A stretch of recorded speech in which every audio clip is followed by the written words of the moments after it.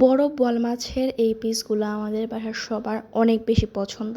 তো যেদিনই হচ্ছে বাসায় বোয়াল মাছ আনা হয় সেই দিনই মাথায় একটা জিনিস থাকে, সেটা হচ্ছে বোয়াল মাছের এই ভাজিটা রান্না করা হবে, বা মাছ ভাজাটা বা মাছ ভাজি ভাজা ভাজি যেটাই বলেন ওইটাই রান্না করা হবে।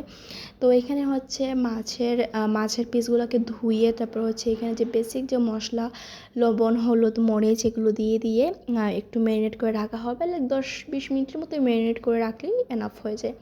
তো তারপর হচ্ছে এগুলোকে একদম তেলের মধ্যে ছেড়ে দিতে হবে, আর তেলের মধ্যে ছাড়ার সময় একটু কেয়ারফুল থাকা লাগে, কারণ এটা প্রচুর ছিটে আসে, লিটারালি শরীরের উপর ছিটে আসে তেলগুলা, খুবই ভয় লাগে।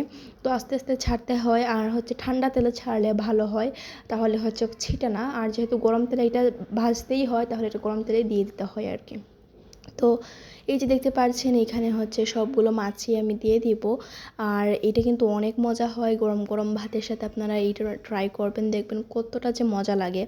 আর আমার যদি এই ভয়েসে কোনো নয়েজ আপনারা শুনে থাকেন তাহলে আমি এক্সট্রিমলি সরি, কারণ আমার বাসার ডানে বামে চারপাশে লিটারেলি চারপাশে কনস্ট্রাকশনের কাজ হচ্ছে, বাচ্চারা চিল্লাচিল্লি করতেছে, আসলে আমার কিছু করার নাই।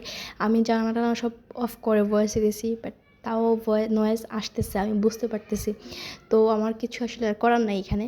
তো যাই হোক, এদিকে হচ্ছে মাছগুলো খুব সুন্দরভাবে আমি ভেজে নেব, আর এটা কিন্তু একদম আস্তে আস্তে ভাজতে হবে, একদম লো ফ্লেমে ভাজতে হবে, যেন ভিতর থেকে মাছটা সুন্দরভাবে রান্না হয়। তো এই যে আমার রান্নাটা প্রায় শেষ, আর এইটা কিন্তু আপনারা অবশ্যই বাসায় ট্রাই করবেন, খুবই মজা লাগে এটা খেতে।